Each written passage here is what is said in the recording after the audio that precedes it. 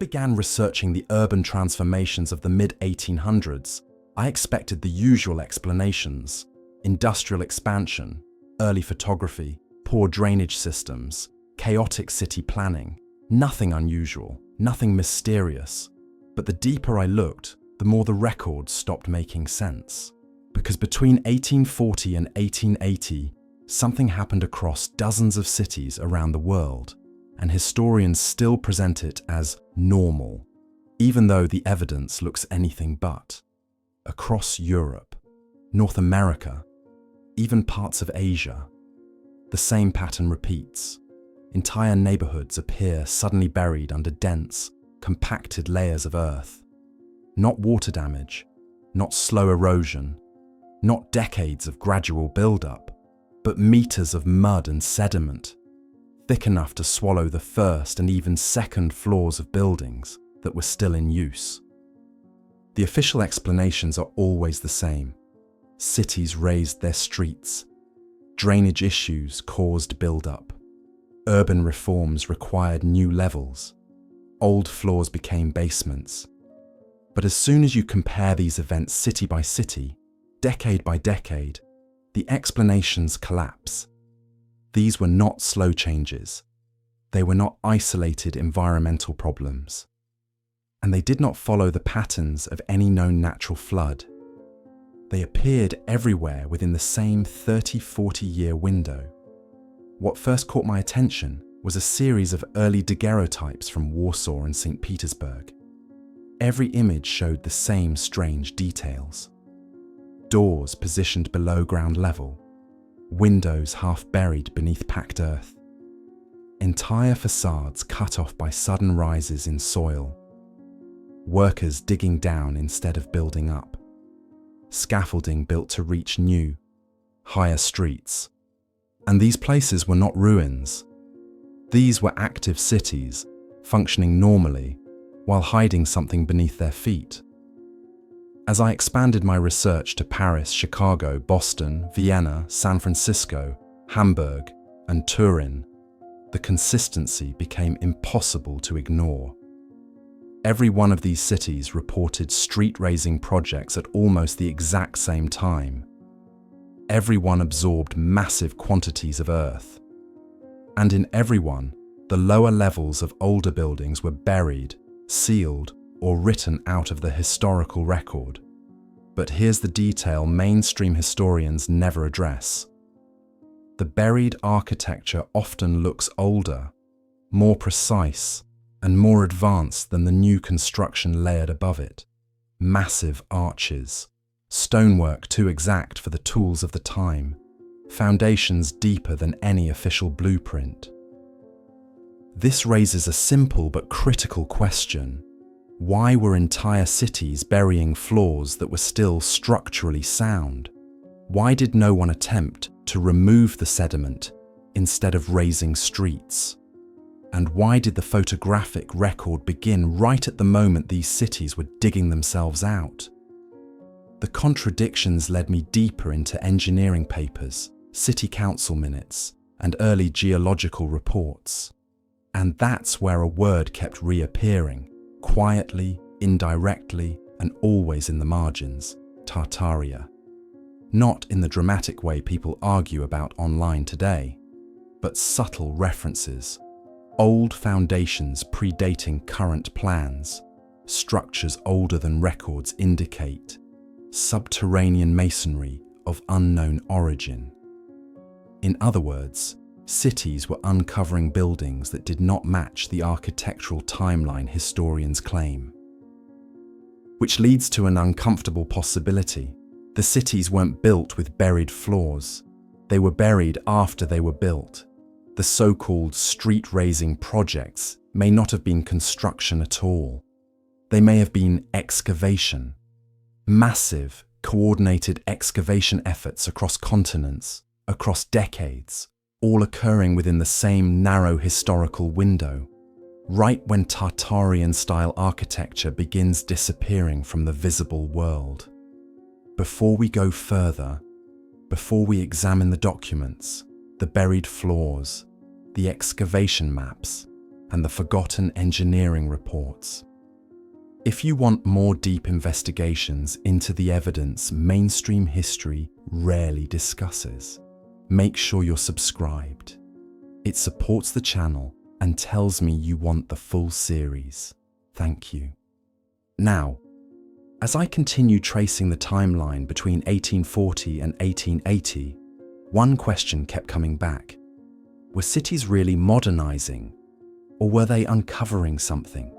Because when you study the structural alignments, the foundation depths, and the preserved architectural details, many of these buildings match the exact same style found in what researchers call Old World Tartarian architecture, a style that appears older, more advanced, and strangely uniform across continents.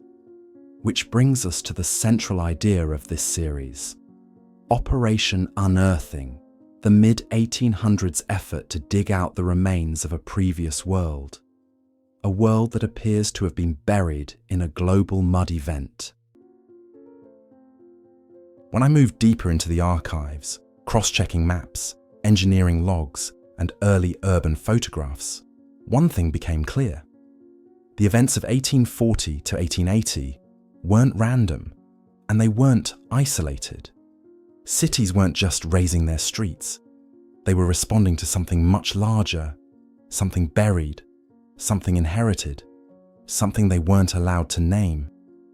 Because once you compare these excavation operations side by side, a strange alignment emerges.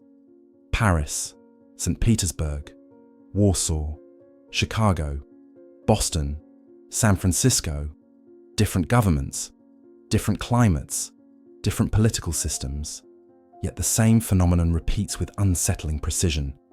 Sudden layers of compacted earth covering older architecture excavation teams working downward instead of upward, consistent 2 to 4 meter sediment depth, lower floors sealed and abandoned instead of restored, and an architectural style underneath that looks older than the surface level city built later.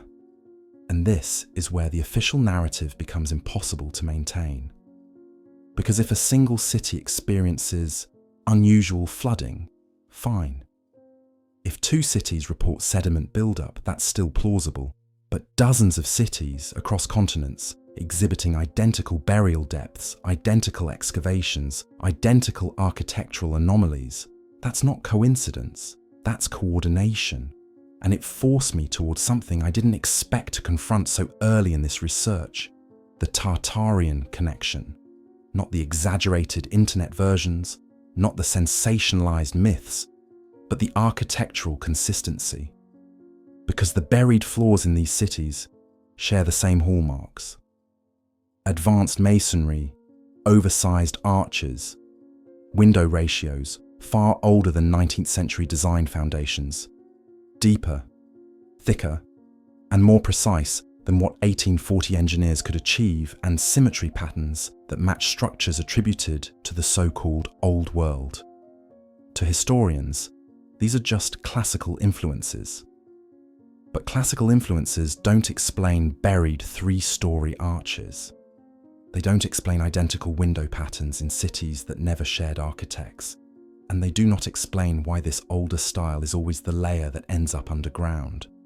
At this point, 2 possibilities remained.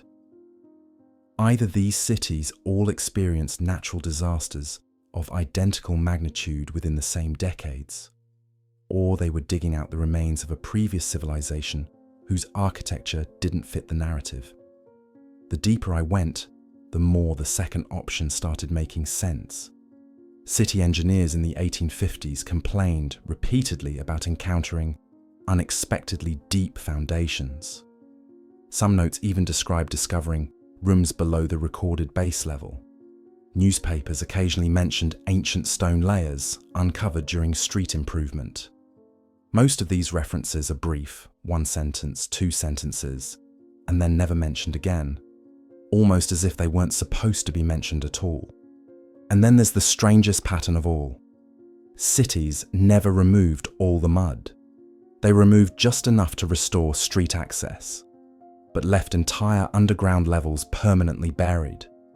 Why leave full floors underground If the goal was sanitation or improvement, why not restore the buildings to their original height? The answer appears in the silence of those official documents. Because digging deeper risked exposing something older, something that didn't match the 19th century timeline. And that brings us back to Tartaria. Not as a mythical empire, but as a suppressed architectural period whose remnants appear everywhere right at the burial layer. Structures in St. Petersburg, Warsaw, Chicago, Paris, Vienna, Lisbon, Istanbul, all showing what alternative researchers call old world design signatures. The scale, the geometry, the precision, the material quality. These features don't align with the resources or techniques of their supposed builders, but they do align with each other, even across continents.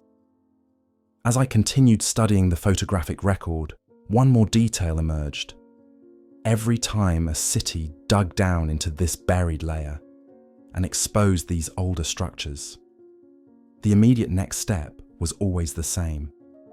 Streets rebuilt higher, lower floors, sealed facades restyled to look new, and old world details removed or hidden behind brick. In other words, the moment the old world was uncovered, the new world covered it right back up. This was not restoration, it was replacement, a controlled rewriting of the architectural record. And the deeper we go into the excavation documents, the more deliberate this replacement begins to look. By the time I reached the 1850s and 1860s in the archives, something became very clear. Cities weren't just adapting to new street levels, they were fighting their way back into their own buildings. And the deeper I went into the records, the more it looked like these excavation efforts were not improvisations, but planned responses to an event nobody wanted to name. Across dozens of cities, the sequence is the same. An unexplained layer of earth appears. Lower floors become unusable. Work crews begin large-scale excavation. Only selected areas are fully dug out. The rest is quietly sealed and forgotten. It was as if every major city entered the same recovery phase at the same time. And this is where the pattern turns unmistakably Tartarian, because the structures being uncovered were not crude early industrial buildings. They were precise, massive, and architecturally aligned, the very hallmarks associated with old-world Tartarian construction. Yet the people digging them out in the mid-1800s seemed to have no idea what they were unearthing. The official story breaks here. City documents repeatedly mention regrading projects, urban levelling, street improvements, but the scale of these excavations makes those explanations impossible.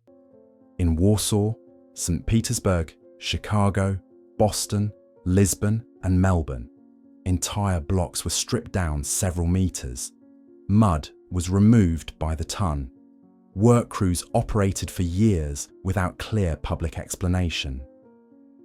Streets were rebuilt higher after the excavations, not instead of them. If the mud was normal flooding, why did the cleanup resemble archaeological recovery more than civil engineering?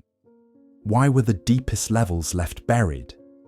And why did every city respond to the mud in almost the exact same way? Evidence of a coordinated effort, I began comparing council minutes, contractor logs, and engineering notes from multiple cities. Different languages, different governments, different continents. But the instructions were eerily similar. Uncover the entrance, clear lower arches, stabilize buried floors, restore access to the original level. This wasn't about designing new infrastructure.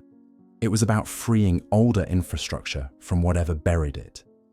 A global excavation disguised as modernization. So who gave the order? Because here's the strange thing. Many of these cities were young, politically unstable, or recovering from conflict. They did not have the money, manpower, or coordination to launch excavation efforts of this scale on their own.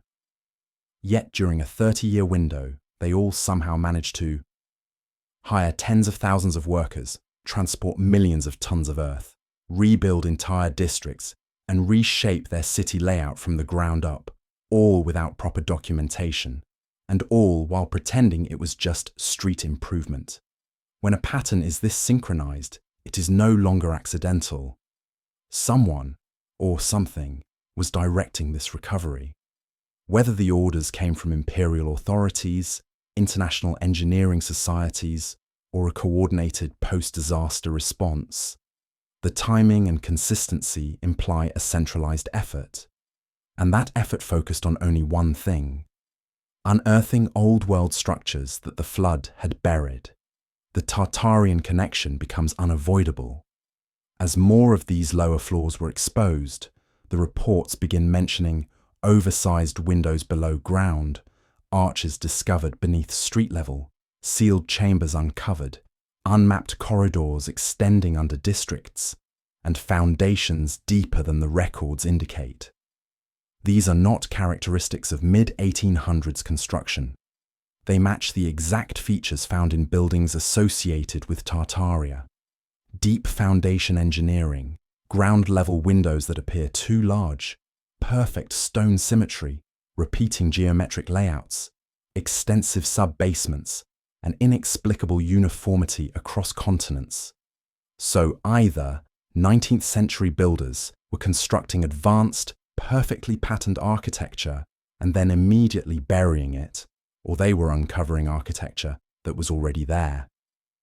And the photographs support the second scenario, because the earliest images show workers removing earth, not adding it.